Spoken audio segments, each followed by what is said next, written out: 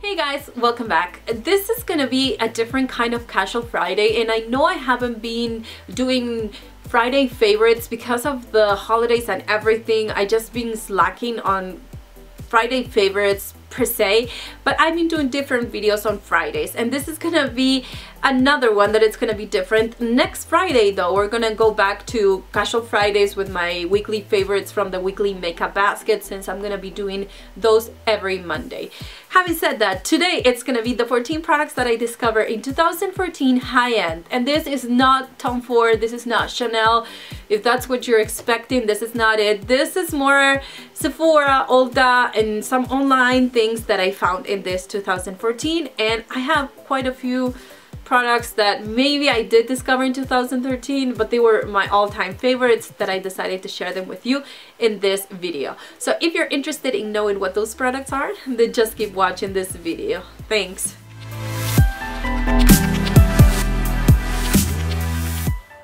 The first thing is I've been obsessing over eyebrows for the past year. I mean, 2014 was the eyebrow year, and I tried different things. I've tried eyebrow products from the Anastassia line, and the one that I really like is the Deep Brow Pomade in Ebony. I think it's totally different from whatever I tried before from that brand and from other brands. It's something that it's waterproof, it stays all day, you can make it look natural, you can make it look dramatic, it's easy to apply, and that takes me to something extra that I want to add for my number one. It's the number 7 brush. This number 7 brush came in a kit with a powder product from Anastassia, but I like to use the powder product and the Deep Brow Pomade with this brush. It's very thin and it gives you a lot of power as far as how detailed you want to be with your eyebrows. So if you've been struggling and maybe you have a thicker kind of brush, check out this one from Anastassia. Maybe give it a try at Ulta or Sephora and see how you like it. Then I have a friend that she did this video, and she mentioned that she thought that the Too Faced chocolate bar was the replacement of the Naked palettes, and in my collection that's really true, because I think that the chocolate bar palette this year, you know, it's just the consistency, the colors, everything. I think that I used it so much more than my Naked 2 palette because of the texture of these eyeshadows. I mean, and I have to mention as a favorite, the Too Faced chocolate bar. It's one of those revolutionary products in my collection. Once I tried to compare it with my Naked palette, not because of the colors, but because of how the texture and everything, I realized that what I didn't like about my Naked 2 is that it has chunky glitter. This one with Too Faced, you can have a very glittery look, but it's not, it doesn't have those chunks, so it's easier to apply. It doesn't have a small out, and I don't know, I just think that it's totally different, but much better as far as texture as my Naked 2 that I have in my collection. So it actually quickly became one of my favorites. Another thing I discovered this year was Sigma, and I want to mention a few brushes. The first one is the Sigma E06, which is the eyeliner brush, and I did a video on that, so I'm not going to talk too much about it, but if you want to know why I love it so much, I will leave that video in the description box or somewhere here in the screen, so you can click on it if you're on your computer. But basically what I like about it is, since I got it, I haven't used any other brushes, and I do have quite a lot of eyeliner brushes. I mean, I do have them, but in that video I compare with some of the most popular ones that I have in my collection, so you can see why I love it so much. If you're a beginner with a gel eyeliner, this might be the solution because it's so much easier to apply and even create a wing. Number 4, it's the Beauty Blender. The Beauty Blender I discovered in 2013. I mean, I've heard about it, but I actually bought it in 2013, I think, and I mean, I still have the same one. As you can see, it doesn't look as new, but it works, and I'm just gonna use it until it breaks. I mean, it's been over a year and it's, you know, it's working the same as when I first bought it. I do think that it's one of my staples, and I need it at all times because I use it every single day. It's just a time saver, you know? It's one of those things that when you're in a hurry and you don't want to look like, oh my gosh, she has concealer and then she has foundation, this blends everything without leaving any harsh lines in between colors or anything like that. Another thing from Sigma is the E25 blending brush. I got that one. I bought it, I think it was around my birthday, and I really love it for blending my eyeshadows. I think it's one of a kind of brush. And then I have the Sigma F88. This one I have a full review on, and I compared with my Real Techniques brushes and some other brushes that I used to use before I got this one, and why I think this is a special, or that I like it more than the other ones for my particular taste. So if you want to check that out, go ahead and click on the link somewhere here on the screen if you're on computer, or it will be linked down below. But honestly, once I got these brushes, I mean, I have other brushes that I love. I have my Real Techniques blush brush that I love. I have another one. This is from Real Techniques as well, and this is the shading brush. I mean, I do have different brushes that I use with those from Sigma, but as far as foundation, I mean, I like this one for foundation better than any other brushes that I have in my collection. The concealer one, I rather use that one than any other brushes that I have in my collection, and so that's how I can tell that I really enjoy them, and I think that they quickly became my favorites. Number 6 is Tarte Lip Surgence Lip Tints. I've never tried any lip products from Tarte up until this past year.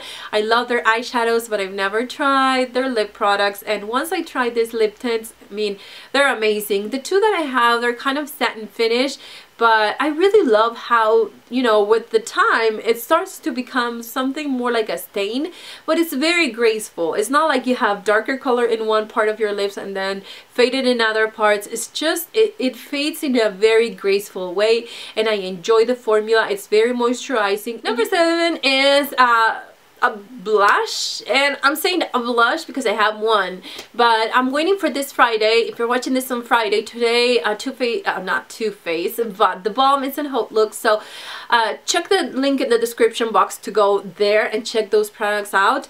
I want to buy more Instain blushes. Those are my favorites. The one that you're seeing right now, it's Houndstooth, and I love it.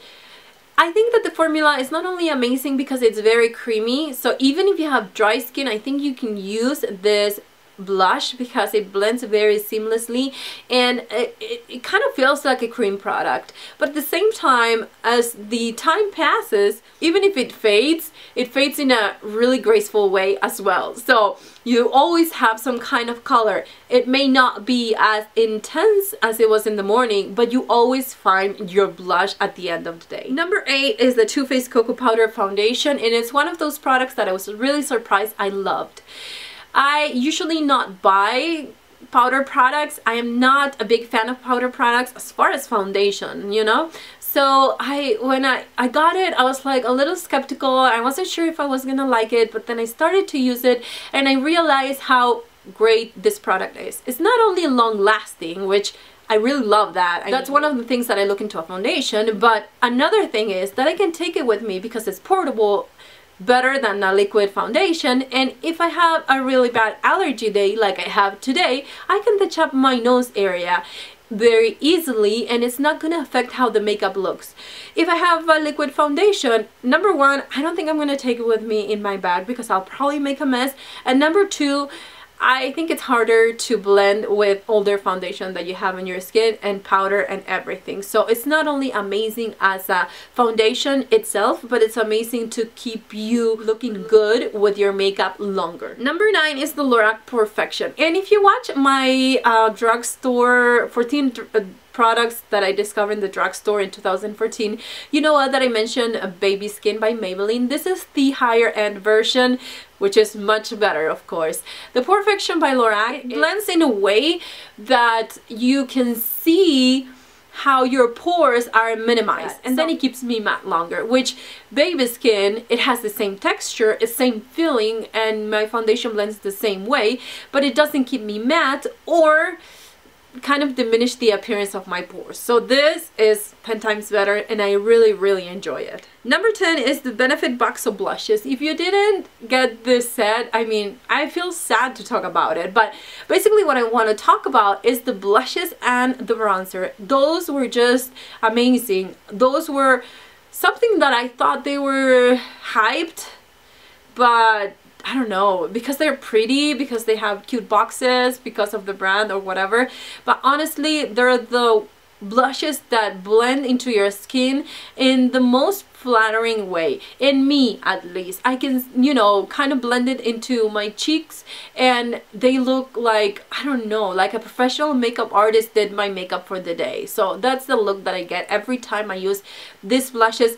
They're not over pigmented, or they're not, you know, sheer. There's something in the middle that makes you or gives you the power to build up, you know, the color. If you want more information about those blushes, I will leave a video that I have on them down below. Number 11 is Gucci Guilty. That was the perfume that I discovered this past year, and I'm obsessed with that perfume.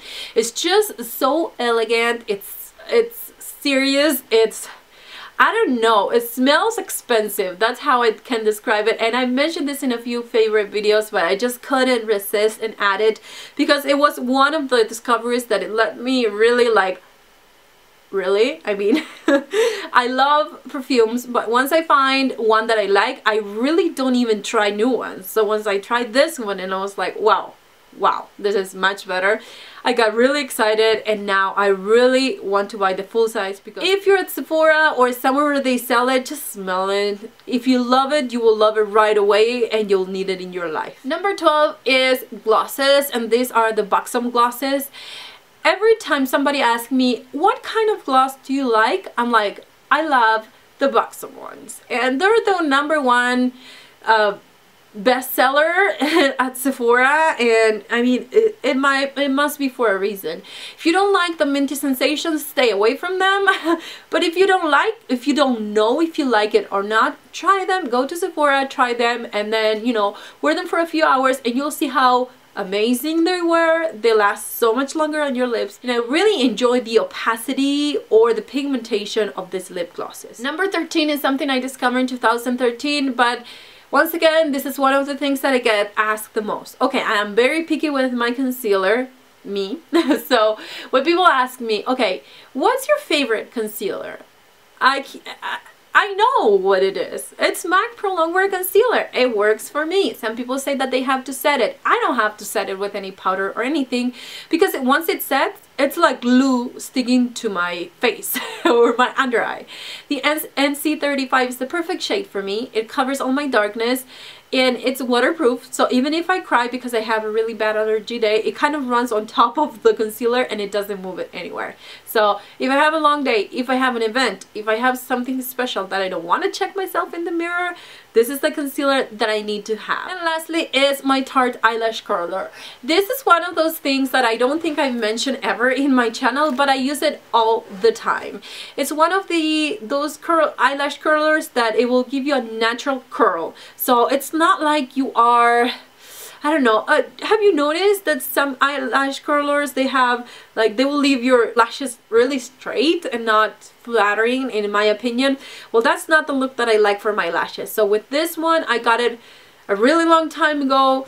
It was $19 and it came with a lash camera lashes mini size, and I think it's totally worth it. So if you were thinking about getting some eyelash curler because you can't really find one that you actually love each time you use it, try this one. I know at $19 is kind of expensive, but you don't have to buy any more. And I remember when I used the e.l.f. ones, I had to replace it every few months because they would break on me, or the little something would break and then I didn't have the replacement, and so it was kind of a mess. So I think that in the long run, it's a good investment. So anyways, I hope you really enjoyed this video. I was really excited putting these things together. I have about 30 videos that I have to edit and upload, so hopefully I will do that this weekend and try to get as many as I can, because I've been recording like a crazy person, but I haven't had the time to, you know, just edit those videos. So I will work on that this weekend. I hope you like this and that I give you some ideas in case you're at Sephora or Ulta,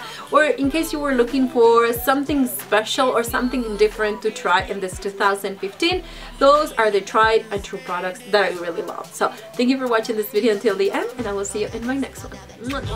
You ain't even gotta tell him. No trouble, I'm all about that bass. Don't tell him. You ain't even gotta tell him. Now because you know I'm all about that, about that, about that.